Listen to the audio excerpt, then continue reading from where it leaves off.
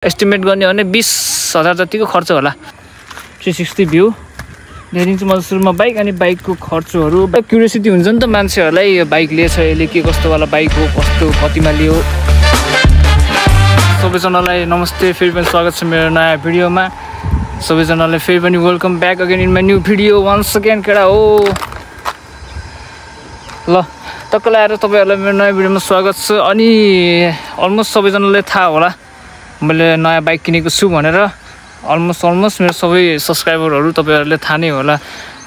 ल मेरो बाइक चाहिँ यहाँ छ टक्क आएर। म चाहिँ अहिले आएको छु बबाल ठाउँमा। यस्तो बबाल भ्यू देख्छ क्या पछाडिको, टक्क आएर यहाँ भिडियो गर्न आएको छु कि यो भिडियो चाहिँ के बारे भन्दाखेरि तपाईँहरूले थाहा पाइसक्नुभयो होला। यो भिडियो एकदमै नै डिमान्ड आएको थियो क्या।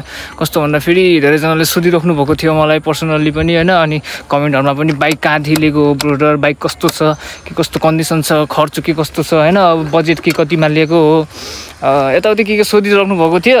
आजको भिडियो मैले त्यही बारे भनेर होइन टक्क बबाल ठाउँमा हेर्न कस्तो बबाल देख्छ कि यहाँ सिन बबाल छ क्या। त्यहाँ पुरा हेरेर बसेछ, यहाँ भर्खर माउन्ट फुटालेर बसेछ यिनीहरू। चिन माउन्टै फुटाल्ने यिनीहरूले यार। ल ठिक छ केही भएन। त्यही त अब यो बाइक चाहिँ टक्क लाएर बाइक एक लुक्स हेर्नुहोस् तपाईँहरूले। 360 भ्यू देखाइदिन्छु म सुरुमा बाइक अनि बाइकको खर्चहरू, बाइकको बजेट अनि यताउति के कस्तो होइन, बाइकको इन्फर्मेसनहरू सब भनिदिन्छु मैले तपाईँहरूलाई। खर्चहरू यस्तो हुन्छ नि त, क्युरियोसिटी हुन्छ नि त मान्छेहरूलाई, यो बाइक लिएछ यसले के कस्तोवाला बाइक हो, कस्तो कतिमा लियो होइन, यताउति सोध्नु मन लाग्छ। त्यो मैले भनिदिन्छु आजको भिडियोमा चाहिँ। तेरिकी यो त कस्तो भएछ त यार, भर्खर वास गरेर लिएर आएको हो कि। ल ठिक छ। अन्त सुरुमा चाहिँ मेरो बाइक हो पोखराको होइन, पोखरादेखि लिएर आएको हो मैले चाहिँ।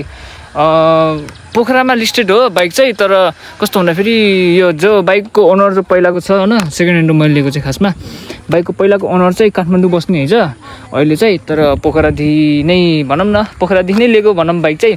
अनि यसमा खर्चहरू चाहिँ के कस्तो छ होइन, बाइक चाहिँ एकदम राम्रो छ है, जस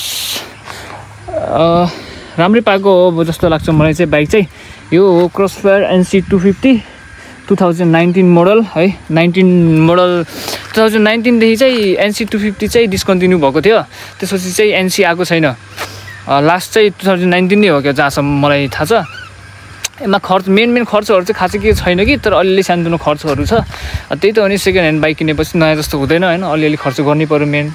अब टक्क लाएर मैले तपाईँहरूलाई बाइकको खर्च देखाइदिन्छु। धेरैजनाले सोधिराख्नु भएको थियो के कस्तो खर्चहरू अनि के कति लाग्छ जान्न चाहनु भएको थियो क्या। तपाईँहरूलाई म आज यो भिडियोमा टक्क छक्क पारेमा देखाइदिन्छु के कस्तो छ मेरो बाइकको कन्डिसन भनेर। सुरुदेखि जाऊँ।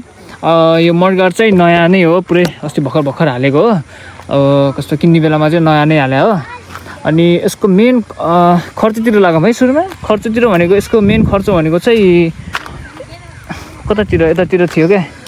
यो छ एउटा, यो मेन खर्च यो चाहिँ भाँचेको छ कि अस्ति ठोकेर भाँचेको छ, यसको मेन खर्च भनेको। अनि अर्को खर्च भनेको चाहिँ यो साइड लाइटहरू चाहिँ गएको छ। खै म वायरिङको समस्या हो कि यो के को समस्या हो कुन्ने। आज चाहिँ मैले मेरो डटवाला हेलमेट चाहिँ लिएको छैन है। डटवाला हेलमेट चाहिँ त बनाउनु दिएको छ क्या, लास्टै ठुलो भएर त्यो मुखमै नअताएर क्या। यो चाहिँ यो हेलमेट चाहिँ खासमा स्कुटीमा लाउने हेलमेट हो क्या रे, अरू बाइकहरूमा पनि मिल्छ। तर डटमा चाहिँ अलि राम्रै देख्छ ग्लोभ्स लगायो भने त। तर अर्को डटवाला हेलमेट चाहिँ बबाल देख्छ, त्यो डटवाला हेलमेट लाउने हो अब बिस्तारै। यो हेलमेट चाहिँ पनि ठिक छ, के छैन होइन। त्यही त अब अर्को खर्च भनेको चाहिँ मेरो हो यो साइड लाइटको चाहिँ खै कुनी बोल्दैन है। वायरिङमा समस्या हो कि साइड लाइट फेर्नु पर्ने हो, पुरा यहाँभित्र पानी जमेको छ खै कुनी। यस्तै हो डटको, थाहा नै होला तपाईँहरूलाई। यस्तो भएपछि अब के बोल्ला देखेछ। अरू अब नम्बर प्लेट अञ्चलीकरण गरेको छ, नम्बर प्लेट चेन्ज गर्नुपर्ने छ। नम्बर प्लेट चाहिँ नयाँ टक्क लुगो भएर आउँछ, अहिले चाहिँ गएको छ। यसमा मेन खर्च भनेको अर्को यो साइड लाइटहरू भयो। अगाडिको चाहिँ बोल्छ, अगाडिको चाहिँ टायर नै छुटेको छ कि, अगाडिको गुड कन्डिसन छ, पछाडिको चाहिँ फेर्नुपर्ने छ। अनि यसको नम्बर प्लेट भयो। अझै डिबी गियर हालेको छैन मैले, डिबी गियर चाहिँ घरै छ, डिबी गियरमा त्यस्तो ठुलो इस्यु भएन। अनि अर्को खर्च छ यो भाँचेको छ क्या। यो कस्तो भन्दा फेरि घाम पानीमा राखेर के, त्यो पहिलाको ओनरले घाम पानीमा राखेर पुरा त्यो यहाँदेखि भाँचे छ क्या, हेर्न सक्नुहुन्छ तपाईँहरू। यो भाँचेको छ, यो फेर्नु पर्ने हुन्छ, मैले बिस्तारै फेर्छु। यो पनि यतातिरको पनि भाँचेको छ अनि यतातिरको पनि भाँचेको छ यार, दुईतिर भाँचेको छ क्या। यो चाहिँ चेन्ज गर्नुपर्ने छ। यो सानो ठुलो त्यस्तो ठुलो इस्यु भएन यो प्लास्टिक होल्डिङ नि गर्न मिल्दो रहेछ के अरे हेर्छु प्लास्टिक होल्डिङ पैसा भयो भने फेरिदिन्छु के अरे नत्र भने प्लास्टिक होल्डिङ गरिदिन्छु अनि अर्को छ एमा खर्च अगाडिको डिस्क कभर त्यो आउँछ नि यो डिस्क कभर के त्यो तपाईँहरूलाई थाहा होला क्रस फायरको बारेमा नलेज छ भने होइन डिस्क कभर आउँछ कि यस्तरी छिलो छ्याप्नको लागि टक्क यो चाहिँ छैन त्यो चाहिँ के कति लाग्छ सुरुमा मैले बुझेछु के अरे अब टक्क पैसा भएको बेलामा झ्याममा हानिदिन्छु त्यो पनि सेतोमा आउँछ ब्ल्याक एन्ड व्हाइटमा छ कि यो ब्लू बुकमा फेरि यो बाइक मेरो बाइक चाहिँ त्यही भएर ग्राफिक्स पनि चेन्ज गर्नुपर्ने छ त्यो पनि एउटा खर्च भइहाल्यो ग्राफिक्स पनि चेन्ज गर्नुपर्ने छ तर सिधै राम्रो त राम्रो छ कि अलिक कस्तो पुरानो टाइपको देखियो कि के हो कि यो भर्खर धोको भएर छाएको देखेर अलिक चलायो अनि यताउता केही गऱ्यो भने त फोरो भयो भने त कस्तो पुरानो टाइपको देख्छ क्या ग्राफिक्स भयो अर्को ग्राफिक्स चेन्ज गर्नुपर्ने छ अनि अरू छ अब अरू त सबै छ यार यस्तो कभरहरू होइन अनि उता त कभरहरू यो के हो त्यस्तै सब छ कि यतातिरको सस्पेन्सन कभरहरू पनि छ यतातिरको त उस इन्जिन कभरहरू पनि छ यो अरू चेन कभरहरू स्पोकेट कभर त्यो के अरे के भन्छ क्लच लिभरको गियर लिभरको कभर पनि छ अरू भनेको एमा खर्चहरू तपाईँहरूले सोधिराख्नु भएको थियो अरू खर्च छ एमा अब सिएनसीको क्लच छ होइन टक्कलारी यस्तो हुन्छ तपाईँहरूलाई थाहा नै होला क्लच भन्दै पनि याद आयो मलाई यार यो खस्दियो ल अर्को भनेको एमा ग्रिप चाहिँ यो ग्रिप पनि जस्ट ठिकै छ अलिक पुरानो भयो क्या कस्तो भन्दा फेरि अस्ति मुभी लागेर पुरै त कस्तो फोरो देख्छ त्यही माथि अब यो अलिअलि काटेको छ यो फेर्नुपर्ने चाहिँ अर्को खर्च चाहिँ टक्क लगाएर अब एकचोटि यो फेर्नु छ के अरे मिरर चाहिँ हालेको छैन मैले आज चाहिँ त्यही हो यसको यो ग्रिप भयो के अरे एउटा गरिदिएको छु तपाईँहरूले हेर्न सक्नुहुन्छ बाइकको स्थिति के कस्तो छ भनेर मिटरमै छ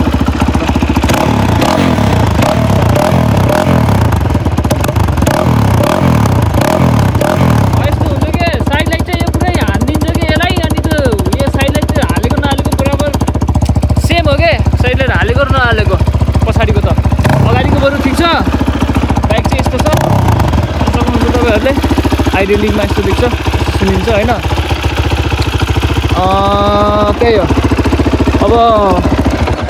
अब अर्को खर्च छ एमा चेन स्पोकेट नयाँ हो राम्रै छ चेन स्पोकेट छ अर्को खर्च छ मेरो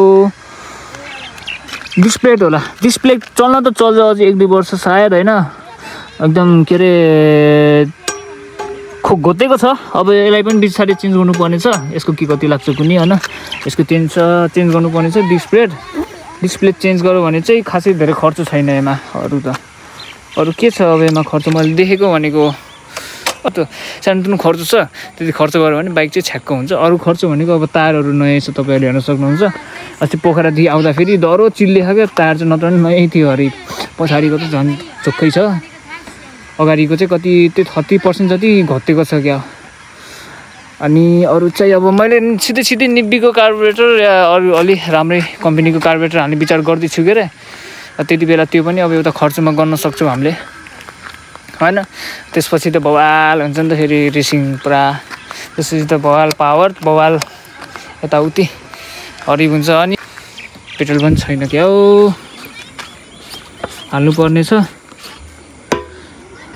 अलिअलि छ चल्छ घरसम्म जानु त पुगिहाल्छ अरू चाहिँ अब मिरर हालेको छैन के अरे मिरर पनि अब राम्रो फोल्डिङवाला हाल्नु पर्ला त्यो पनि एउटा खर्च भइहाल्यो अनि अरू त खासै छैन गाइस तपाईँहरूले हेर्न सक्नुहुन्छ बाइक राम्रो छ सेकेन्ड ह्यान्ड किने पनि जस राम्रो रोज्नु होला अब राम्रो रोज्यो भने कस्तो खर्च पनि धेरै हुँदैन दुःख पनि धेरै दिँदैन क्या मैले चाहिँ जस राम्रै ठिकै माल पाएँ भनौँ तपाईँहरूले धेरैले सोधिराख्नु भयो त्यो खर्च के कस्तो छ बाइकको सेकेन्ड ह्यान्ड होइन कहाँदेखि किनेको हो अब धेरैले थाहा भइसकेछ बाइक किनेको छु भनेर चाहिँ होइन त्यही भएर आजको भिडियो तपाईँहरूले सोधेको बाबत मेन भनेकै अगाडिको डिस्क कभर हाल्नु मन लाग्छ कि मलाई छिटोभन्दा छिटो बहुत राम्रो देखाउँछ कि लुक्समा पनि अहिले चाहिँ अब यस्तो देख्छ के अरे अहिले नि राम्रो त बवाल नै छ तर पनि अब यस्तो डिस्क कभर भयो भने बवालै हुन्छ क्या अरू अब अरू खर्च खासै छैन मेरो बाइकको अब धेरैजनाले सोधिरहेको थियो भाइहरूले साथीहरूले सोधिराख्नु भएको थियो के कस्तो छ बाइकको स्थिति खर्चहरू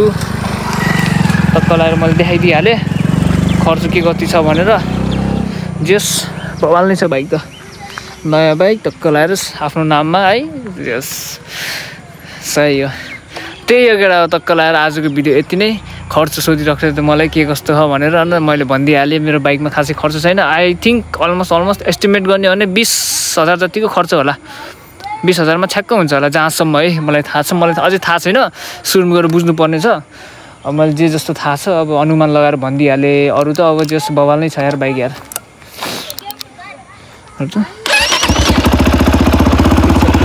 बाइकको एकदम गुड छ क्या जस आशा राम पछि गएर पनि गुड होला मैले पनि त्यस्तै बवाल कन्डिसनमा राख्छु कि र त्यही आजको भिडियो यति भन्दै मैले मेरो भिडियो यही गर्न चाहेँ आई होप तपाईँहरूको क्वेसन के कस्तो थियो तपाईँहरूले थाहा पाउनुभयो होला के कति छ खर्च भनेर अब म टक्क लाएर जान्छु आजको भिडियो यही गरौँ thanks for watching keep supporting stay safe peace out